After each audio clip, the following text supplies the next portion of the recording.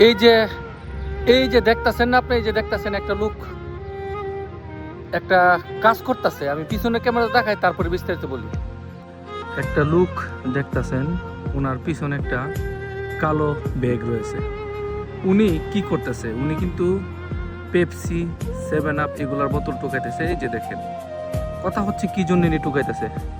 এগুলা বিক্রি করে বাংলাদেশে টাকা দিব। এখন বিস্তারিত আপনার সামনে এসে বলি।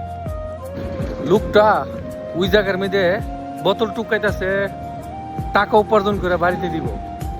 বিকালে এক্সট্রা ডিউটির জন্য এরকম বিভিন্ন দেশের মানুষ এরকম কাজ করে থাকে। বিশেষ করে বাংলাদেশি যারা আছে তারা একটু বেশি করে।